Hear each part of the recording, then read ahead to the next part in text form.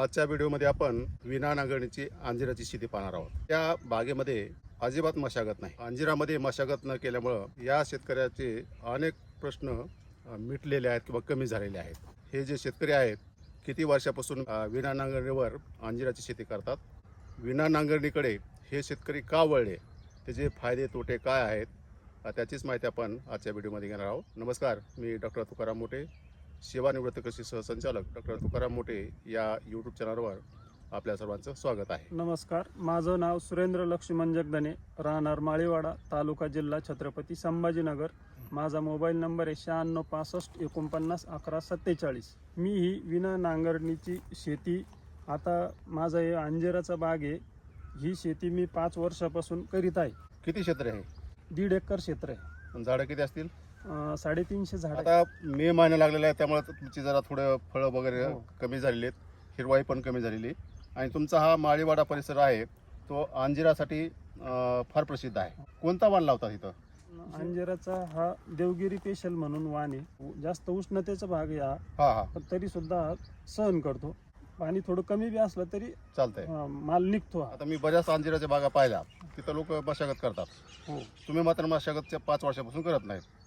तुम्हाला का वाटलं की ह्या विना मशागतीचं अंजीर करावं म्हणून? तुम्ही पूर्वी करतच होते तुम्ही पण मशागत? हो, पहिले पूर्वी मशागत करायचो, पण आमचे जे कृषी सहाय्यक आहे रंगनाथजी पिसाळ सर, यांनी मला सांगितलं की सुरेंद्र, तू आपण जे इथं आपलं हे अंजिराचं क्षेत्र आहे, हे जे इथं आपण SRT तंत्रज्ञान वापरून आपण इथं शेती करू। मी सरांना म्हणलं, सर मला लोक येड्यात काढतील, पण सरांचं म्हणणं आलं की बा लोक येडं म्हणलं तरी चालेल, पण आपण एक ट्रायल म्हणून क्षेत्र करून पाहूया, एवढं क्षेत्र करू। मी सरांना प्रतिसाद दिला। पहिल्या वर्षी सरांचं जसं जसं मार्गदर्शन होतं त्या मार्गदर्शनाखाली मी शेतीत करायला लागलो। पहिल्या वर्षी माझा जे येतं 75% खर्च कमी होऊन गेला, उत्पन्नात थोडी घट झाली, 5% घट झाली पहिल्या वर्षी, पण खर्च 75% कमी होऊन गेला मला। मग त्याच्यामध्ये जरा फायदा वाटायला लागला।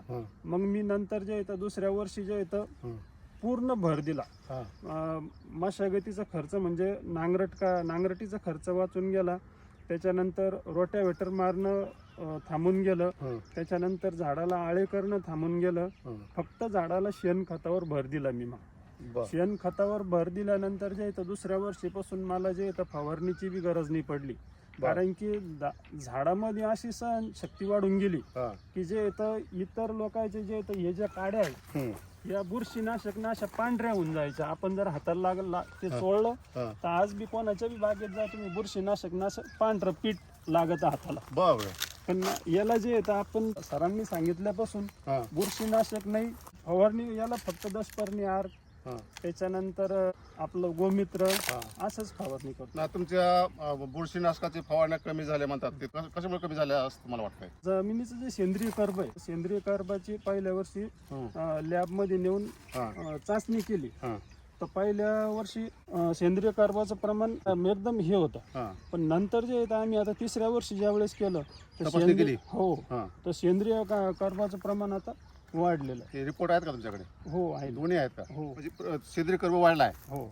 आता तुम्ही पूर्वी मशागत करत होते, कोणत्या प्रकारची मशागत अंजिरामध्ये लोक करतात? पूर्वी जे येतं आम्ही पाऊस पडायच्या अगोदर नांगरट करावं लागायची त्याच्यामध्ये। हो, मग मुळे तुटत असतील ना? ते शेतकऱ्याचं म्हणणं का बाबा याचे मुळे तुटलेच पाहिजे, मुळे बी तुटायचे, आणि त्याचे जे गांडूळ आहे, गांडूळ उन्हात वर यायचे, गांडूळ मरून जायचे, आपली जी मित्र किडी ती नाहीशी होऊन जायची। नांगरट केल्याच्या नंतर रोट्यावेटर करायचे, रोट्यावेटरच्या नंतर समजा नंतर जे येतं बैलांनी अशा वक्कर पाळ्या ते चालूच राहायच्या।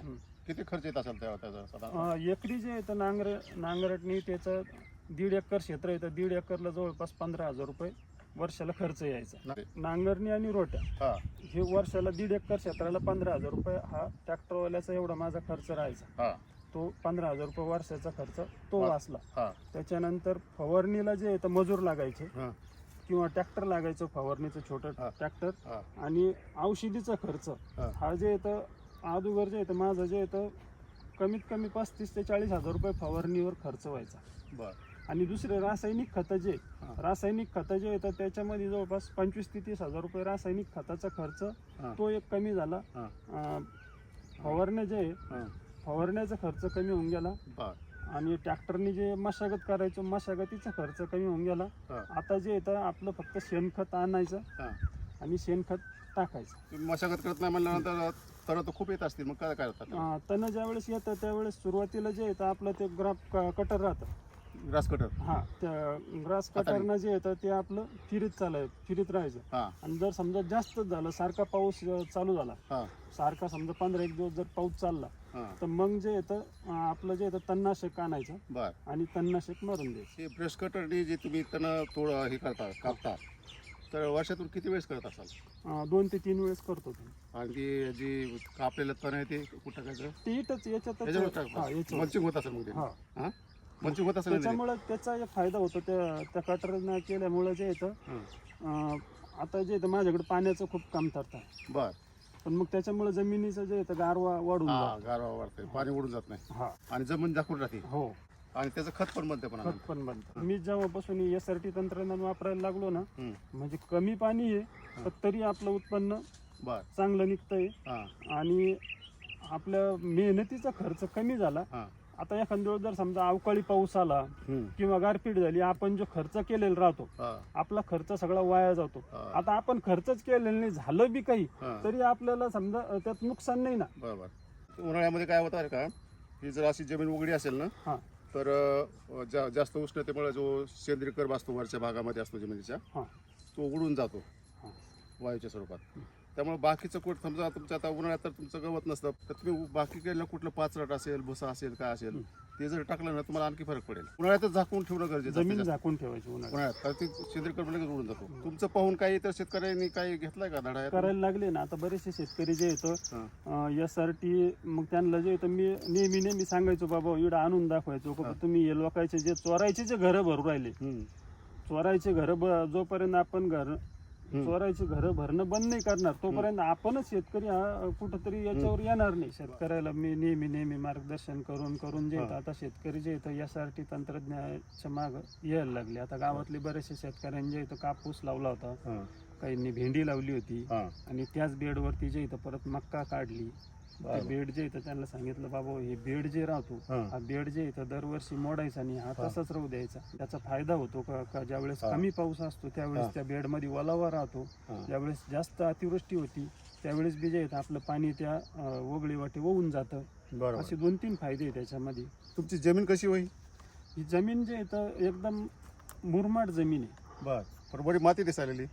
ही जी माती येतं ही माती मी वरून आणून दुसरीकडून माती आणून बरोबर. मग हे झाडं लावलेली. सीझन कधी असतो अंजिराचा आणि किती साधारणतः फळ तोडणी किती उत्पन्न येतं आता काय? आता जे येतं आता त्याचं फळधारणा ते संपून गेली. आता मे महिना चालू आहे हा, ना? आता जे येतं त्याचं जूनमध्ये ज्यावेळेस सुरुवातीला पहिला पाऊस पडतो हा. त्याच्यानंतर त्याची कटिंग करायची. हा. कटिंग झाल्याच्या नंतर 15 दिवसांनी त्याला शेणखत टाकायचं. बर. डिसेंबर पासून त्याला फळधारणा सुरू होऊन जाते. जानेवारी पासून जे हा. येतं माल चालू होऊन जातो निघायला. किती म्हणजे तुमच्याकडे माल? एका झाडाची जी कॅपॅसिटी हा. तर ह्या झाडाची 40 किलोच्या आसपास एक झाड माल देतं. काय वय आहे झाडाचं? 5वं वर्ष येतं. पैसे किती होतात साधारणतः बागेचे 1.5 एकरचे? 1.5 एकरचे माझं समजा 3 पैसे जाते. तुमच्याकडे रोग कोणते येतात जास्त? याच्यावर जे येतं साहेब, आता जेव्हापासून मी SRT तंत्रज्ञान करायला लागलो ना, हा. तर काही लोकांचे जे येते याच्या पानं जे हा. ते पानं असे कोकड्या होऊन जातात. हा. याच्यावर जे येतं बुरी म्हणून एक रोग येतो रस्ट येतो तुमच्याकडे तो तांबेरा? हा, तांबेरा बी सगळ्यात येतो. मोठा प्रश्न आहे तांबेऱ्याचा. येतो ना तो पण येतो. कारण मी बागा पाहिल्या तर की बागाची बागा गेलेल्या आहेत तांबेऱ्याने. तुमच्याकडे कसं प्रमाण आहे? याच्यावर जे येतं आता जवळपास नाहीच्या बरोबर आता रोगच नाही येत त्याच्यावर. आणि निमॅटोड सुद्धा तुमच्या भागामध्ये खूप आहेत. निमॅटोड जे येतं पहिले यायचं. हम्म. पहिले जे येतं माझी पहिली जी बाग होती का, हा. कारण की माझं जे मुरमाचं आहे हा. त्यामुळे ते गाठी तयार हा. व्हायचं हा. त्याच्यावर. हा, मुळावर. हा, पण आता जे येतं याच्यामध्ये जे येतं मी शेणखताचं प्रमाण वाढवल्यामुळे जे येतं हा. निमॅटोडचं प्रमाण माझं कमी होऊन गेलं. मशागत पण थांबवली ना? हा, मशागत कारण- थांबवली कारण की त्या मुळे जे येतं हा. ते तुटायच्या. हा, त्याचं उसायचे ते. हा, आणि म्हणजे आता हे विना नांगरणीची शेती किंवा यासाठी करायला पाहिजे शेतकऱ्यांनी. हो करायला.